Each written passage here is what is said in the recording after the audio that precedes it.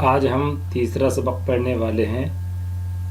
جیسا کہ last video میں ہم نے سبق نمبر 2 حروف بے ترتیب پڑھا تھا،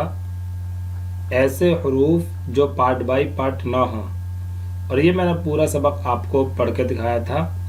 اور میں نے آپ کو بتایا تھا کہ سبق نمبر 1 آپ اگر اچھے سے یاد کر لیتے ہیں اور اس کی پہچان کر کے اسے پڑھ لیتے ہیں تو سبق نمبر 2 آپ کے لیے ایزی اور آسان ہو جائے گا۔ اگر آپ ان دونوں سبقوں کو آسانی سے پڑھ لیتے ہیں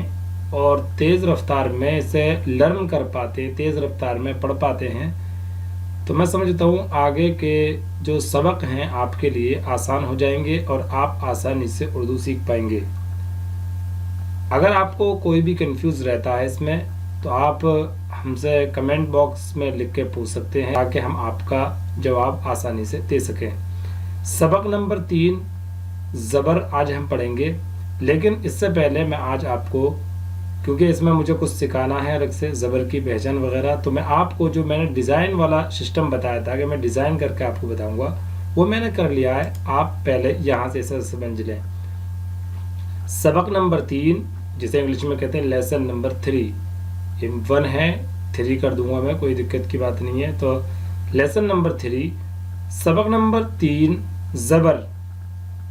زبر با ترتیب، یعنی اس کا مطلب سبق نمبر 1 یہ ہے کہ یہ جو اب آئے گا اس سبق کے اندر، سبق نمبر 3 کے اندر زبر با ترتیب آئے گا، یعنی بے ترتیب نہیں آئے گا۔ یہ جو ہوگا پارٹ بائی پارٹ ہوگا، زبر ہوگا، ہر حرف کے اوپر زبر ہوگا، لیکن پارٹ بائی پارٹ ہوگا۔ اس لیے میں نے با ترتیب کر دیا تاکہ آپ با ترتیب اور بے ترتیب کے اندر کنفیوزنگ جو آپ کے اندر ابھی باقی رہ گئی ہوگی تھوڑی بہت، تو وہ ختم ہو جائے گی۔ ہم سبق نمبر صرف 6 تک ہی یہ چیز سیکھیں گے، با ترتیب اور بے ترتیب۔ اس کے بعد تو آپ کو آٹومیٹکلی آپ کے ذہن نشین ہو جائیں گے اور آپ کو اردو پڑھنا آسان ہو جائے گا، اور با ترتیب اور بے ترتیب میں آپ کو ڈفرینس کرنا میں آسانی ہوگی۔ یہ میں نے ایک قاعدہ لکھا ہے، قاعدہ زبر حرف کے اوپر آتا ہے، زبر جو ہے وہ حرف کے اوپر آتا ہے۔ جیسے با زبر با، اس کو زبر والا حرف کہتے ہیں، یعنی جس کے اوپر اس طریقے کا چھوٹا سا ایک ڈنڈا آتا ہے اس کو زبر کہتے ہیں۔ جیسے میں نے یہاں بھی بتا دیا ہے، اگر کسی بھی حرف کے اوپر اس طریقے سے نشان بن کے آ جائے تو اسے زبر کہتے ہیں۔ جیسے کہ قاعدے کے اندر قاعدہ زبر حرف کے اوپر آتا ہے، جیسے با زبر با، اس کو زبر والا حرف کہتے ہیں۔ اب پڑھ لیتے ہیں اسے، الف زبر آ، اسے جو ہے عربی میں حمزہ زبر آ بھی کہتے ہیں، کیونکہ قاعدہ ہے جو الف خالی نہ ہو وہ حمزہ ہوتا ہے۔ اگر الف کے اوپر اگر زبر زیر پیش میں سے کچھ نہیں ہے تو وہ الف کہلائے گا، اور اگر الف کے اوپر زبر زیر پیش کچھ آ جاتا ہے تو الف نہیں رہے گا، بلکہ الف کیا ہو جائے گا، حمزہ ہو جائے گا۔ تو آپ دونوں صورتوں میں کوئی کچھ بھی پڑھ سکتے ہیں، کیونکہ اس کا جو آواز نکلے گی بعد میں وہ آ کی نکلے گی۔ جیسے الف زبر آ، حمزہ زبر آ، تو آپ کو دونوں چیز معلوم ہونی چاہیے کہ اسے الف زبر آ بھی پڑھ سکتے ہیں اور اس کو حمزہ زبر آ بھی پڑھ سکتے ہیں۔ با زبر با، پا زبر پا، تا زبر تا، ٹا زبر ٹا، تا زبر تا، جیم زبر جا، چا زبر چا، حا زبر حا، خا زبر خا، دال زبر دا، ڈال زبر ڈا، ذال زبر ذا، را زبر را، را زبر را، زا زبر زا، زا زبر زا، سین زبر سا، شین زبر شا، صاد زبر صا، ضاد زبر ضا، طا زبر طا، ظا زبر ظا، عین زبر عا، غین زبر غا، فا زبر فا، قاف زبر قا، کاف زبر کا، گاف زبر گا، لام زبر لا، میم زبر ما، نون زبر نا، واو زبر و، ہا زبر ہا، دو چشمی ہا زبر ہا، حمزہ زبر آ، یا زبر یا زبر یا۔ نوٹ: زبر والا حرف اس طرح سے پڑھا جاتا ہے، مثلا با زبر با، تا زبر تا وغیرہ۔ آپ اس کو جب آسانی سے اس کا پڑھنے کا طریقہ سیکھ جائیں گے، جیسے بہت سے لوگ با تا سا پڑھتے ہیں، ایسا نہیں، پھر ہم جو پڑھیں گے اس کو، کیونکہ آگے چل کے ہم سبق نمبر 7 میں جب جائیں گے تو اور بھی کئی ساری چیزیں ہمیں سیکھنے کو ملیں گی، تو اس لیے ہمیں یاد رہنا چاہیے کہ اگر ہم ابھی تک جو الف با پا پڑھ رہے تھے، اب اس کو جو 3 سانسوں میں یعنی 3 طرح سے ادا کرنا ہوگا، جیسے کہ الف زبر آ، با 1، زبر 2، با 3، اس طریقے سے 3 طریقے سے ایک ہی حرف کو ادا کیا جائے گا۔ جب آپ اس طریقے سے اس کو اچھے سے ادا کرنے لگیں گے اور آپ کی زبان پر یہ لرن ہو جائے گا اور بالکل تیز رفتاری آپ کی زبان میں آ جائے گی، تو آپ جان لیجئے کہ نیکسٹ ٹائم آپ کو اس میں کوئی دقت آنے والی نہیں ہے۔ اس لیے آپ اس کو اچھے سے لرن کریں، یاد کریں، بار بار ریپیٹ کریں تاکہ آپ کو آسانی سے یاد ہو جائے۔ آپ ہماری ویڈیو کو رک رک کے بھی سن سکتے ہیں تاکہ آپ کو اس میں آسانی رہے اور آپ اس کا تلفظ یعنی اس کی ادائیگی، اس کا پروناؤنسیشن صحیح سے ادا کر سکیں۔ اگر اس کا پروناؤنسیشن آپ صحیح سے ادا کریں گے تو پھر یقیناً آپ صحیح سے اردو پڑھنا سیکھ جائیں گے۔ اس میں ایک لفظ آتا ہے بڑا زا، یہ بڑے زا کا جو یوز ہے اس وقت سم تھنگ اردو میں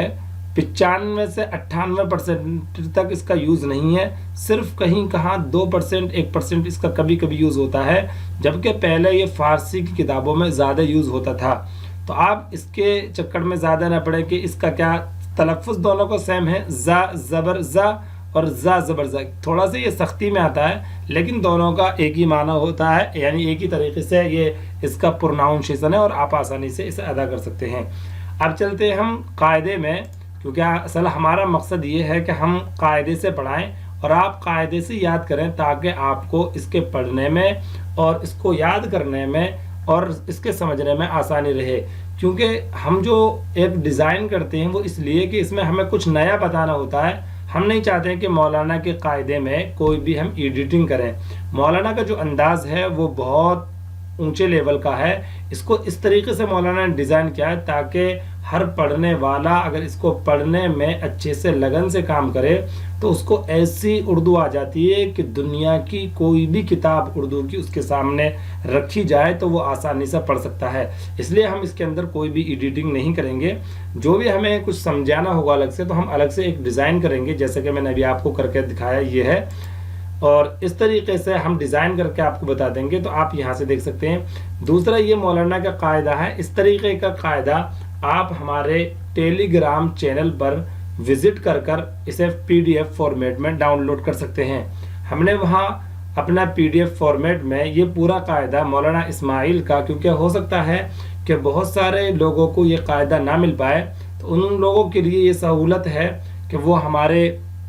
ٹیلی گرام چینل اسلامی تعلیمات پر اپنے آپ کو وزٹ کریں۔ وزٹ کرنے کے بعد وہاں سے PDF فارمیٹ میں آپ اس قاعدے کو پورا PDF فارمیٹ میں اٹھا سکتے ہیں اور اس کے بعد آپ اس سے بھی یاد کر سکتے ہیں۔ اور اس کا دوسرا طریقہ یہ ہے کہ آپ اس کے علاوہ اسے پرنٹ بھی کرا سکتے ہیں اگر آپ ہارڈ کاپی میں چاہتے ہیں، سافٹ کاپی میں آپ کے پاس PDF آ جائے گی۔ اب ہم جیسے میں نے یہ ڈیزائن کر کے آپ کو بتا دیا ہے تو آپ اسے سمجھ گئے ہوں گے آسانی سے، اس کا لرن آپ کر لیں گے اسے۔ اب میں اصل اس سے پڑھ کے دکھاؤں گا کیونکہ اصل ہمارا مقصد یہی ہے۔ سبق نمبر 3 زبر، حمزہ زبر آ یا الف زبر آ، دونوں طریقے سے پڑھ سکتے ہیں۔ الف زبر آ، با زبر با، پا زبر پا، تا زبر تا، ٹا زبر ٹا، ثا زبر ثا، جیم زبر جا، چا زبر چا، حا زبر حا، خا زبر خا،